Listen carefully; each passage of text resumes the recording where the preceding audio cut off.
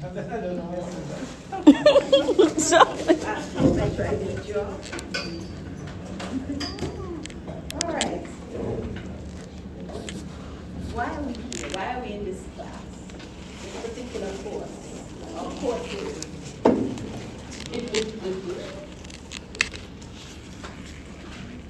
Why do you even need to do international finance and international financial management?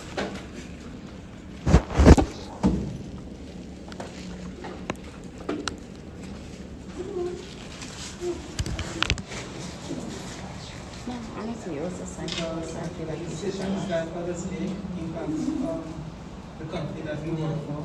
The decisions that who others? Like people from other countries, other Okay. Impacts your company. All right. Why your company is in another country? Why you operating in another country?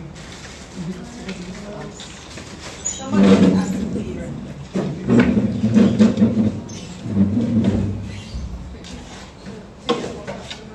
Get more customers. Okay. What else? To increase your profit because you are, I heard it somewhere here, reducing your costs. Right. Okay, good. So, that's, those are the positives. There are more opportunities, yes. So those are the positives. But there are some negatives that could affect your costs. All right? Like having competition. Having competition, okay, yes. certain laws.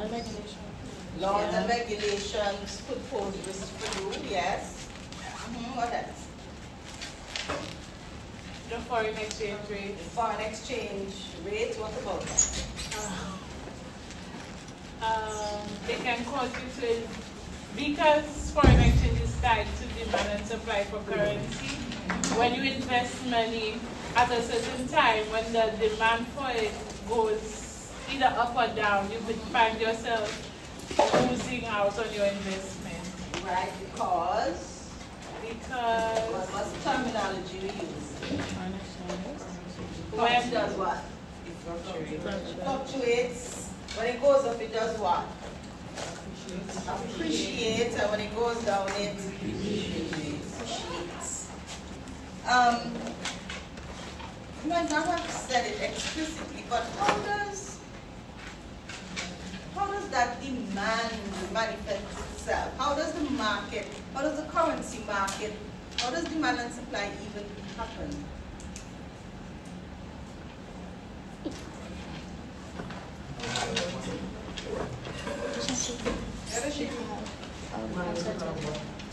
Currencies. I think when countries are exporting and importing, And then importing, what happens? if a country is exporting, then their currency becomes in demand. They're exporting, people will demand their currency because they're going to purchase, right? Okay. And then if they're exporting and the demand for their currency increases, the currency will appreciate. However, that also causes another effect. If your currency is appreciating, it becomes what? It becomes more expensive for people to purchase, right? Okay? Okay, so that's a little recap of what we would have discussed in lecture last week.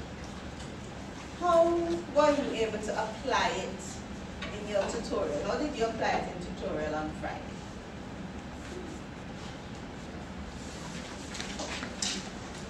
How many people went to tutorial? Raise it up high. Okay. Okay, just checking. So how did you apply what you learned in tutorial? Honestly, You didn't hear anything Ms. Brown said? yes. What you did? But she gave us different questions. She placed us into groups, gave us different Okay. questions. But my group got time value of money. Okay, all right, good. So she focused more on the revision of was another group of that. globalization, Right, and I which can't is remember the probably other. what The Right, so other you did everything. You in didn't just applicable. do the review of the finance part, but you did some globalization. So how did you apply that in globalization? What was it that you did? And how did that help you? One group did it, but the whole class would have participated, yeah? How did that help you?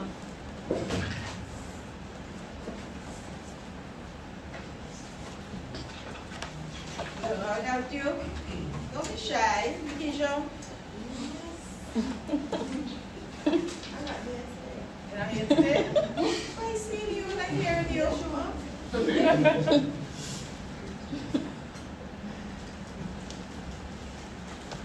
Rough day, okay. You're having a rough day. So how what else you learn about globalization? How you applied it? Okay, how did the group apply it? Any of the group members here? We said some of what are the pros and cons. Okay. All good. And you just focus on the firm, or you focus worldwide, economy-wide? Okay. All right. Okay, good. So I'm glad you had that opportunity. And today we're going to move into the history of, if you want to call it, where we came from that brought us to globalization.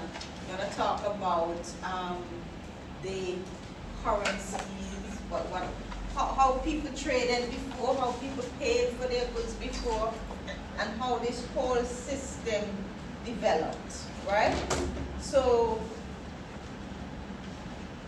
we're going to look at how the whole currency system developed, how things intertwine, how the more things change, the more they remain the same, right? So in terms of learning outcomes or learning objectives, we're going to be looking at the different exchange rate regimes.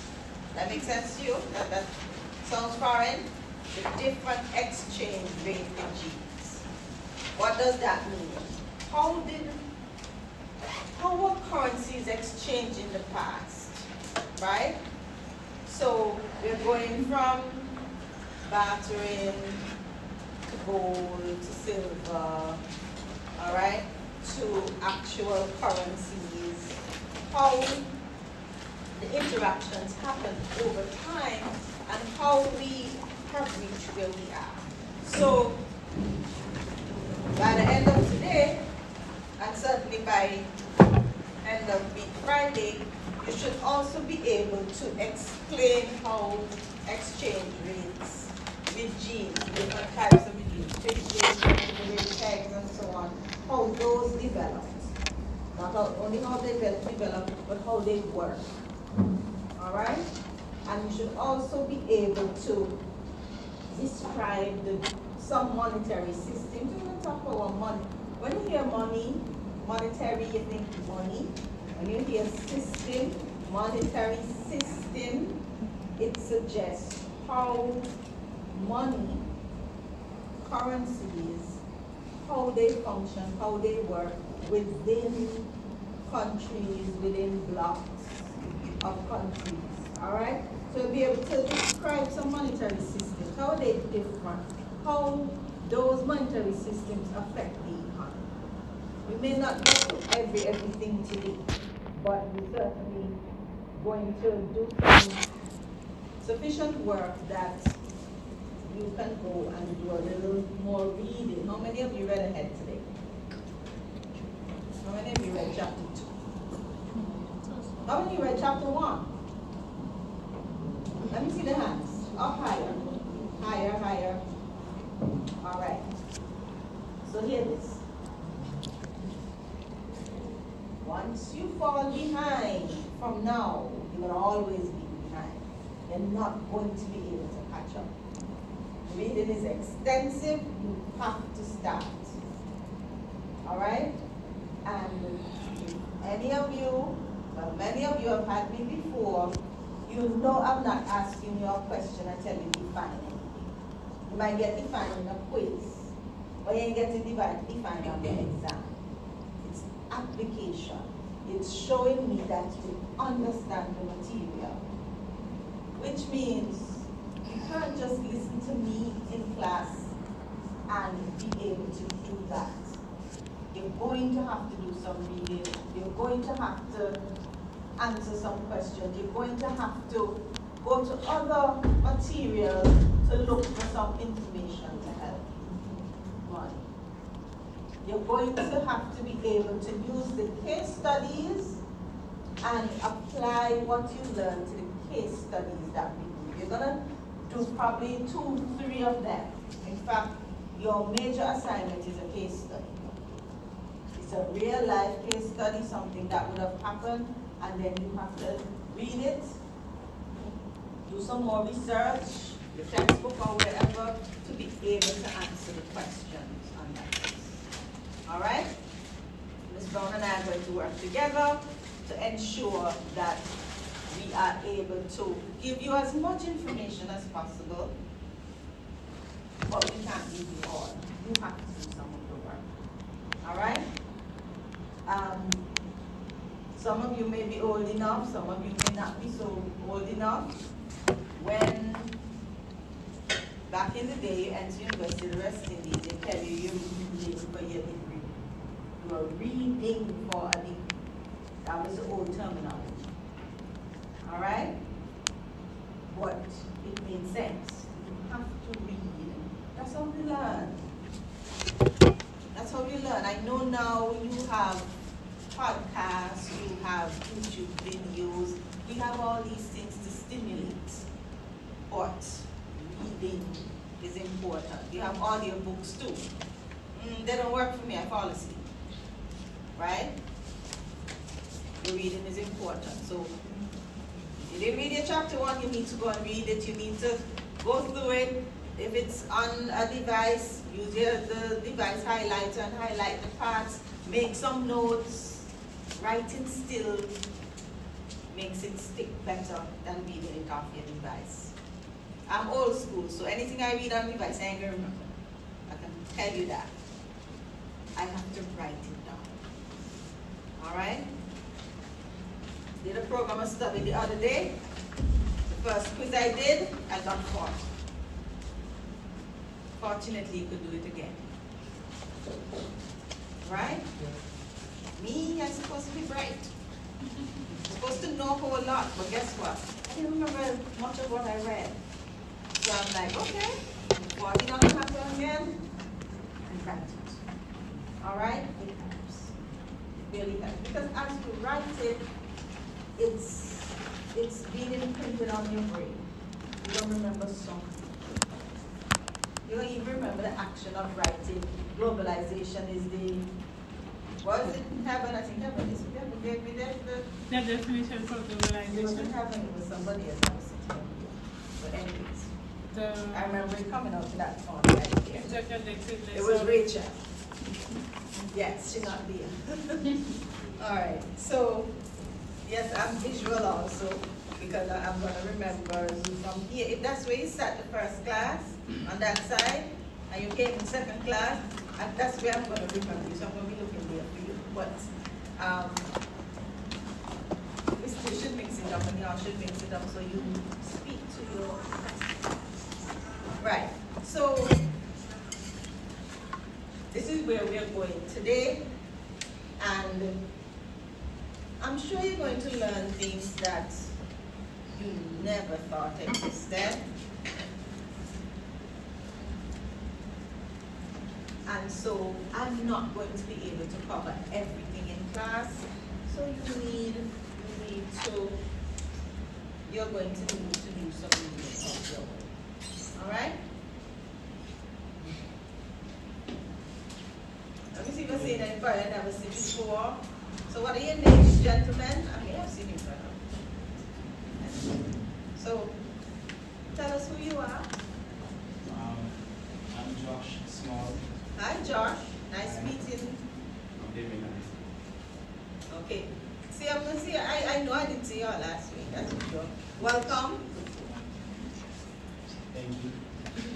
Please read chapter 2, 3, and 4, and 5. The next class. Thank you. Are you all looking at the Moodle space? You see when I post the lectures, you read them before. Says he just answers that. Attention. You're going to try. All right.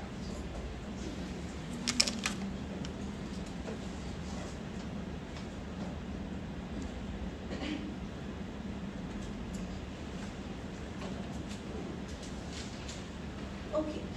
So we're talking about exchange rate regimes and how we pay for things. All right. How we pay for goods, services, how they've been paid for over time, and how the different monetary systems have actually worked together. Why countries needed to come together to actually develop policies that would help with trade and so on. So, if we go back in history, before 1875, right? And that's in terms of recorded history of exchange of goods and services, right? There was more exchange of goods between countries more so than services at the time. The services, industry exchange of services came about much later on, right? So it was purely trade. And we know that there was barter many moons ago. But after barter, you had what we refer to as the bimetallism period. Why do you think it's called bimetallism? They were using precious metals, and the precious metals mostly were what? Gold and silver. So the bimetallism, all right? So by two. So gold and silver were used as means of payments, right? Means of payment. And in using that gold and silver, that's how exchange rates were determined. So you're exchanging 5 pieces of gold, all right, for goods, all right? Or you're exchanging 5 pieces of gold, but gold is more valuable than silver, so you have to exchange. When you exchange 5 pieces of, if you have 5 pieces of gold and you want to convert that to silver, what's going to happen? You'll get more silver. You'll get more silver. And if you want to buy some gold, you're going to have to do what? Give a lot more silver, right? So it's just about value. I'm not going to go into the details there. The details is in the book. How many people got access to the book? I should see all the hands up. Maybe not Josh, maybe not David, because it's David, you said, right? Damien. All right, you were here. No? Shanti. David, all right, so you need to get that QR code for the one that's drop for us and I'm going to get the book. All right? I'm sure you know people in here. I'm sure this is not the first time you're seeing anybody in here. Maybe some people. All right. Okay, so you got to read. You have to read chapter 2. All right? And also chapter 3 helps you here as well. So the currency that was issued by countries after 1875, all right, was backed by gold. So the value of your currency, you had the full value of gold to back it up, all right? And so it was the central banks at the time, but In some countries, yes, because the Federal Reserve, for example, came about much later than the central banks in Europe. All right, remember that from Finance 101? You've done it. Anyway, so money was fully redeemable in gold. And in fact, the Bank of England and even the Federal Reserve still has some gold. All right? This existed for about 40 years, up until 1914. What happened in 1914? First World War. All right? What was the period, 1914 to when? 1918. So you had the First World War. All right? That gold standard lasted up until then. It was not entirely practical. All right? And so, I'm not going to go into the details because we're not here for history. It's in the book. But I might ask you a question on a quiz. All right? Not because I don't go into the details here, I would ask you a question on a quiz. And as we speak of quizzes, next week, Wednesday, we'll have a quiz. All right? Okay. So, back then in that period, the money was fully redeemable in gold. And what happened was that Britain became the center for international finance. So even up to today, in London, most international banks have branches in London. All right? When I say international banks, I'm here referring to, we'll do it later down in the semester, I'm here referring to not banks that have an international presence per se, but when we talk about international banks, we're talking about those banks that do business with the large corporations that are trading currency. All right? So multinational corporations have accounts with these banks, and most of them, most if not all of them, are in England. And so England became the money center. In fact, London became the money center. All right? Now, remember, if you watch movies, you actually had gold coins. Coins were actually gold and silver at the points, right? And we still have coins, but they're not in gold and silver anymore. They're in some other type of, I ain't calling it metal because they seem like plastic. All right? But those coins actually had value. And money was mostly coins. Anybody in here has seen a copper? 1 cent. Copper coin. A copper 1 cent piece. 2 cent piece. Yeah? You get that from probably a great grandmother. All right. So, coins, some coins were in copper, and we actually call them coppers. As a child, 1 cent and 2 cents were coppers. Right? So you had the gold and then the transition. All right? We now have a $1 coin. We have a $2 coin in our part of the world. In other places, they are $5 coins. All right? And but we recognize that we're trying, you realize that they're trying to phase out coins, right? The 1 cent and 2 cents gone. Right. So, as time evolved, as time went on, the whole currency system evolved.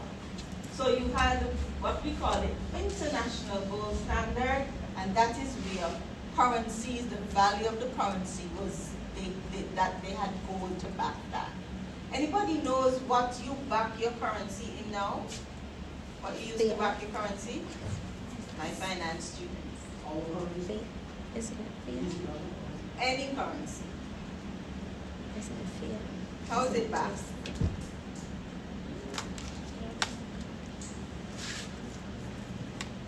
Okay, how is the easy currency backed? My expenses are that's me. No, that's a whole different conversation. All right. How Anybody? I didn't teach y'all anything. Those who went 1001 with me. How is our currency backed?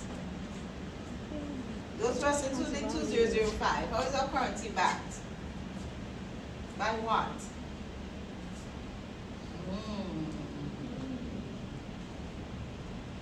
How do you know that it's $5 bill you have has value? You don't know. How does it have value? Because it's pegged to the US? Because you know $1 US gives you $2.70 EC? But then now it's a US dollar back. It's not just fiat, right? It just has value. Does the government just say that's what the value is? So, money, the currency that you have is backed by something. All right? For the Eastern Caribbean, the EC dollar, we have what we refer to as reserves. All right? We are generally between 96 and 98% fully backed. So for every dollar that circulates in our Eastern Caribbean Currency Union, we have the equivalent value in US securities, treasury bills, treasury bonds. Okay? That is how our currency is backed. Alright? The central bank works really, really hard to keep what we refer to as the back-end ratio between 96, 98%. Depending on how things are going, sometimes it gets all the way up to 100%, 99% to 100.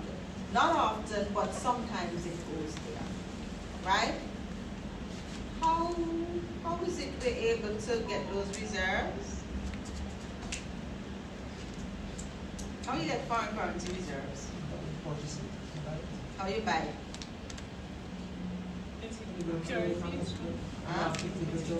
How you buy it? Where we get the foreign currency from to buy it?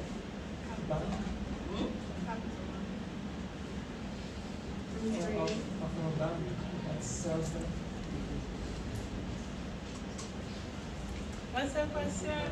How do we get the money to purchase? How does the central bank get that money to purchase those securities?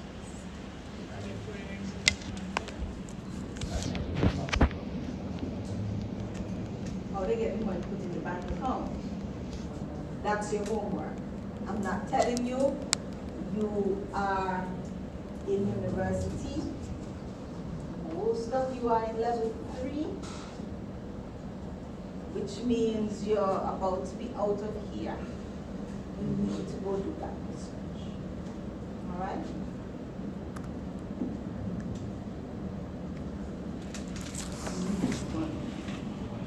The question: how do we get reserves, foreign currency reserves? What is the source of our foreign currency reserves? Is it when? Okay, never mind. No, just say. I was thinking about when we export things, we will receive that in our own currency. So okay, when we export to pay, yeah. Okay, so we do get money that way, but it's very obvious, but you're not thinking about it.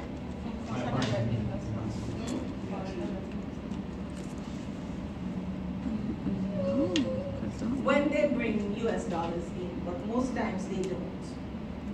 Most times they take our money from the banks to make the investments. You buy bond. Huh? Bond. Oh, you buy the bond. Remember I said foreign currency reserves. How we get US dollars? You know we go to the bank to buy it. How the bank gets it? in the foreign exchange market. The foreign exchange market, okay.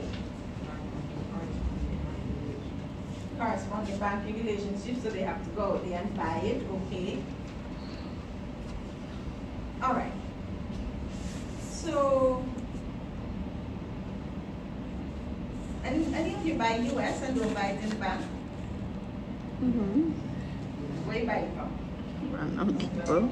Sometimes they have like King's Casino. foreign person. King's Casino. How King's Casino get that those US dollars? Foreigners. The tourists. It's Tourists, from right. coming here, the tourists coming to spend. I told you it's obvious. It's not rocket science. All right?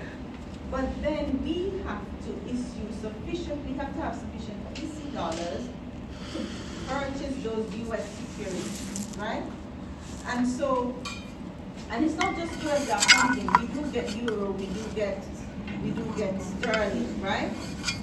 Those bills are eventually repatriated back to those countries. All right? But you still need to do the research because you still need to understand. Kevin and Rachel, Okay. you still need to understand. All right, so what would have happened after World War I? The gold standard would have quote unquote failed. All right, because many countries had used up their funds, all right, in the war. But after the Second World War, all right, the main countries came together, all right. At the time, I don't think it was the G7. It was the G7. Remember the G7 is? Pretty much, yes. G7, okay? You have G7, you have G20. So those countries came together and they established an agreement which was signed in the US, in New Hampshire, at a place called Bretton Woods. It's referred to as the Bretton Woods Agreement, where they agreed, right, that they were no longer going to use the gold standard. They came to an agreement that they needed to rebuild their countries, okay? And because those countries lost a lot of money in the war,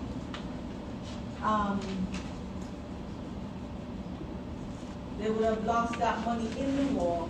They needed now to rebuild the world, all right?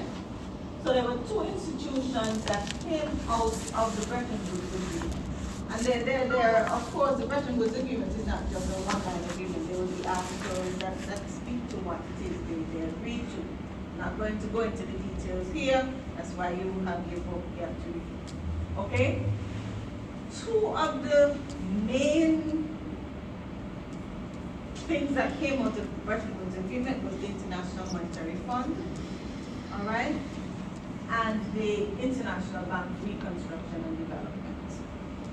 I started the International Bank for Reconstruction and Development, all right, we now know it as the World Bank, all right. That entity was responsible for providing loans for infrastructure development projects, because many of the countries had their buildings had blown up, especially in Europe. Their whole infrastructure. When there's war, you see a lot of destruction. We see it now. If you've been following the Russia-Ukraine war, you see that they just go in and they bomb cities, they bomb villages, and people lose their homes. When you're bombing bridges. They don't care. They just bomb, right? And so this is what would have happened back in the Second World War, and so they had to rebuild. So out of the Bretton Woods Agreement, you had the International Bank for Reconstruction and Development, which was responsible for funding development projects, right? And of course, in these agreements, it means that they have to be contributing. The different countries have to contribute, okay? Then you also had the development of the IMF, all right, the International Monetary Fund. And so the IMF was responsible for developing policies, mainly international monetary policy to say this is how the world of money is going to work. This is how the world of finance is going to work. And so what happened was that each member of the International Monetary Fund would also contribute to the fund, to be able to build that fund, right? So pretty much most countries in the world are members of the International Monetary Fund. And you have to make your contribution annually. And think about all the countries in the world, right? Now, money. How did they do that? How were they able to do that? International Monetary Fund has what we refer to as special drawing rights. Okay, what is special drawing rights? Each country, based on the size of their economy, all right? They are assessed based on the size of the economy as to the amount that they have to place in the IMF, okay? When you place those funds in the IMF, you are able to borrow against those funds, right? So there's a pooling of funds, and from that pooling of funds, they created a quote-unquote currency known as the SDR. The SDR has value because the SDR is a basket of currency. So you take the US, the sterling, Japanese yen, the combination has changed over time, right? But it's a basket of currencies. The Swiss franc, the strongest currency in the world, all right? To make one SDR, all right? But the SDR is only traded by the IMF. So the IMF that has it, you cannot go on the market and buy SDRs like you can buy US dollars and pound sterling and so on. You have to purchase it from the IMF. And when countries are lending each other money, sometimes they do it through the IMF. And when you're paying back, so for example, Antigua had an IMF loan facility, right? When they were paying back the IMF, okay, they had to pay back in SDRs. How did they do that? The IMF would send a message and say, pay, you're going to purchase X amount of SDRs. New Zealand has X amount of SDRs available that you can purchase from. All right? So that's how they think. But of course,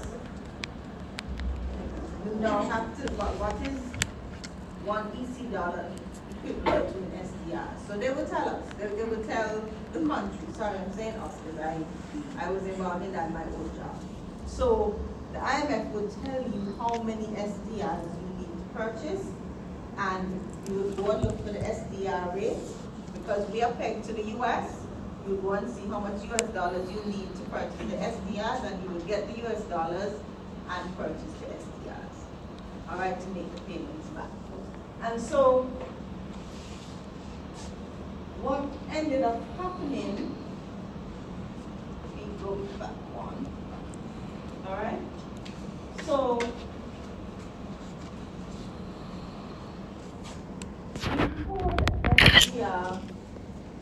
before the SDR was established, all right?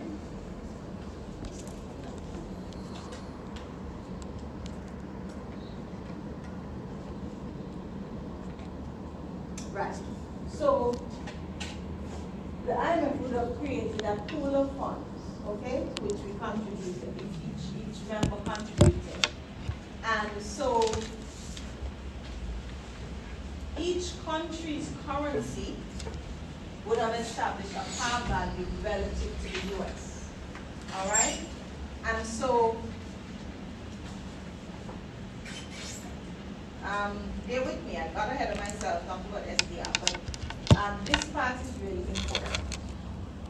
The currency was established, would have established a par value relative to the US. So the US dollar was like the world currency, right?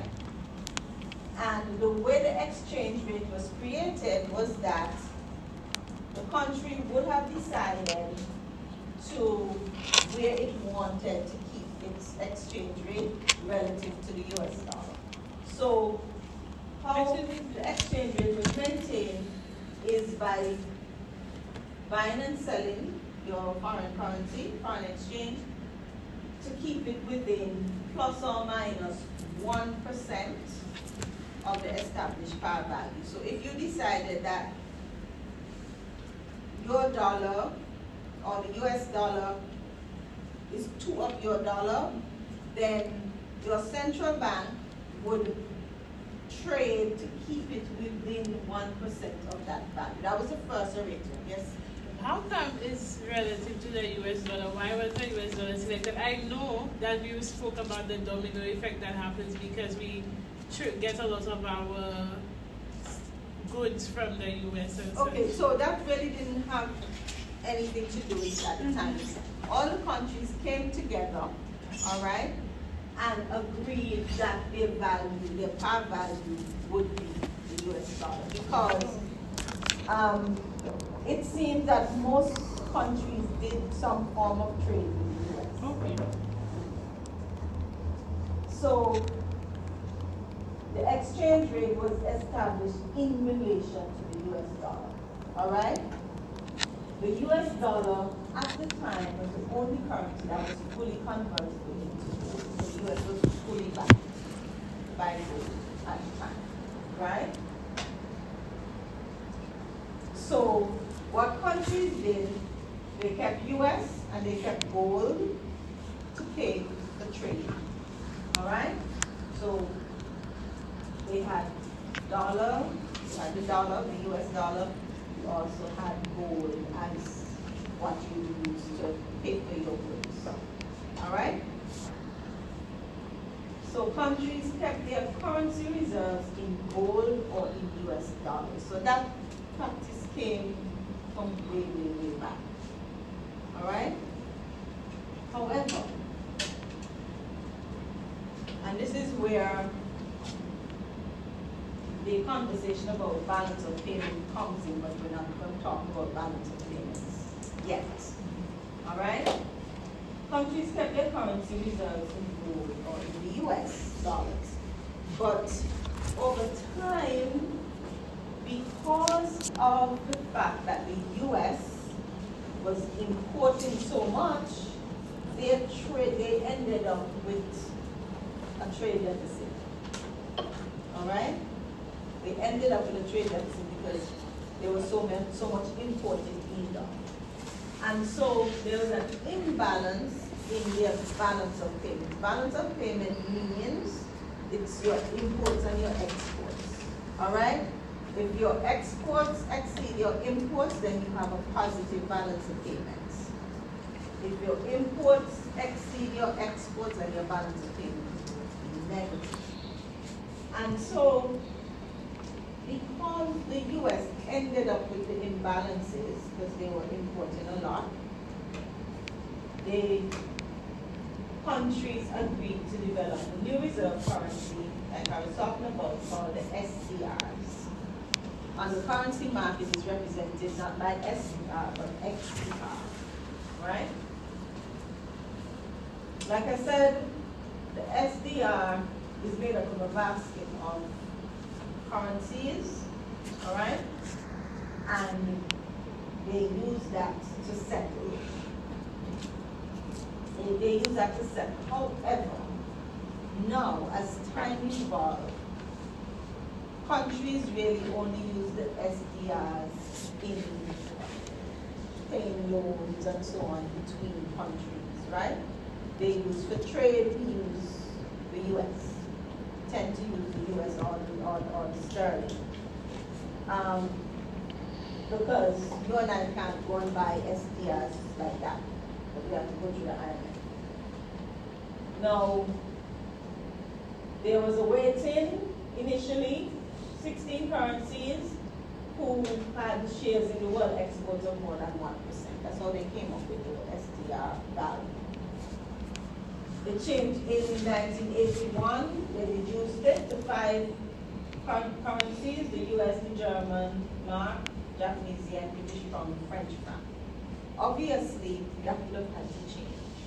We no longer have the German mark. We no longer have the French franc. What do we have? The euro, right? China also, the yuan also entered down the line. So the mark and the franc was swapped out for the euro in 1999, and in 2016, not so long ago, the Chinese yuan was added. So the SDR is still a reserve asset and a currency for international transactions, but it's mostly international transactions between governments, right? Now, in 1973, the whole exchange rate regime changed. So what you would recognize is that, if we go back a couple of slides, remember each country established a par value relative to the US, right? So it was actually fixed. The exchange rates were actually fixed to the US, and they kept them within 1 plus or minus 1% of whatever that fixed rate was. All right? And even today, if you have a fixed exchange rate, you would call it a peg. All right? But there are different grades of a peg, and we will look at that.